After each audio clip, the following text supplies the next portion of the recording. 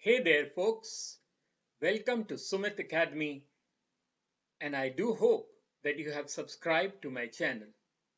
No? Then please do so now so that you don't miss out on my videos. In this video on English grammar, we shall talk about some of the rules of using English grammar. Many candidates worry about not having been taught much grammar at school. Many are concerned about the quality of their written English, hoping it is appropriate for examination purposes. You may find that writing throws you into a panic mode and you keep postponing practicing it until the last possible moment. But this video will hopefully help you overcome such fears. The first rule we must keep in mind is that every sentence starts with a capital letter and ends with a full stop, a question mark, or an exclamation mark.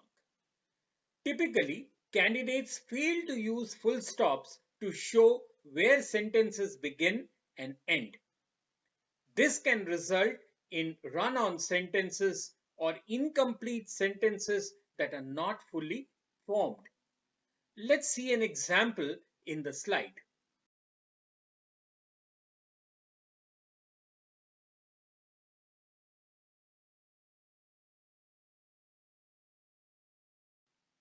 Now let's put in commas and full stops and then see what we get.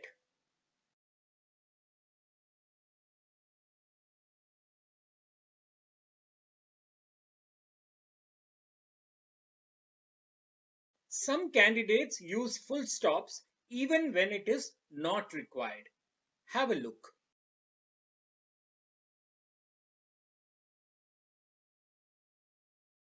What he meant to say was maybe something like this.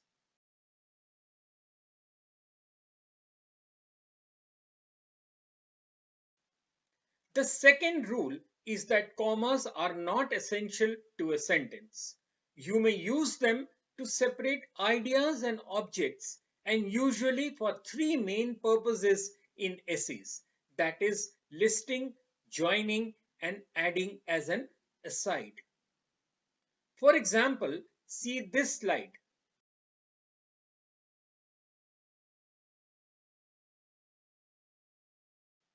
You can use commas instead of repeating some key words in a sentence, but using more sentences is often easier. For example, have a look at this slide.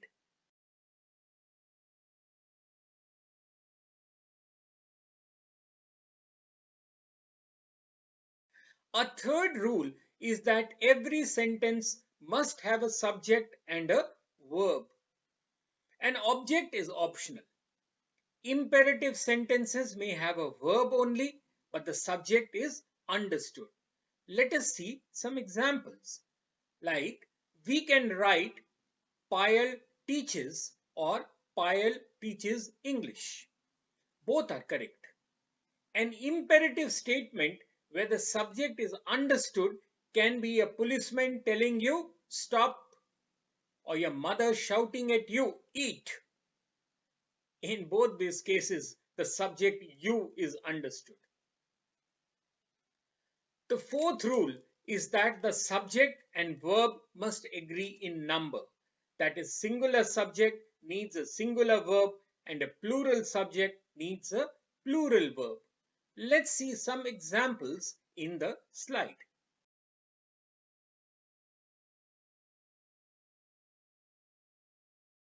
The fifth rule is that when two singular subjects are connected by or, either or, and neither nor, use a singular verb.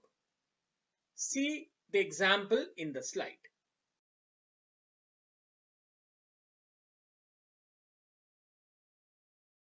The sixth rule is that adjectives usually come before a noun, except when a verb separates the adjective from the noun. For example, I have a big car. She married a handsome American man. His wife is rich. The seventh rule is that spell a proper noun with an initial capital letter wherever they appear in a sentence. A proper noun is the name of something, for example, English, Sumit, Ganga, India, etc. The eighth rule is to spell proper adjectives with an initial capital letter. Proper adjectives are made from proper nouns, for example, India, Indian, Orwell, Orwellian, Machiavelli, Machiavellian.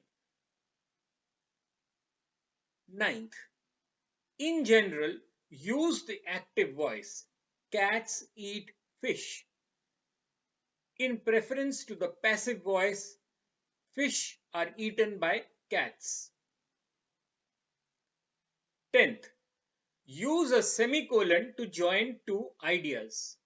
Say you want to join two ideas which are separate sentences, but you think that they are closely connected to each other, that they really should be one.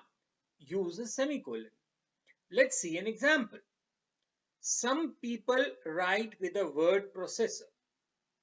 Others write with a pen or pencil. But avoid using a semicolon when a comma is needed. For example, the incorrect way of saying the sentence would be, as pigs smell, they offend me. The correct way is, as pigs smell, comma, they offend me. Let's see another example. Money is the root of all evil. I don't believe the reverse is necessarily true. Now here we have to use a semicolon. Well, that's all from me on this video on the rules of English grammar. Do not forget to like this video and do subscribe to my channel now so that you do not miss out on my future videos. And my thanks to all those who have already subscribed to my channel. Do write in with your suggestions to sumitacademy20@gmail.com. Till later then, cheers.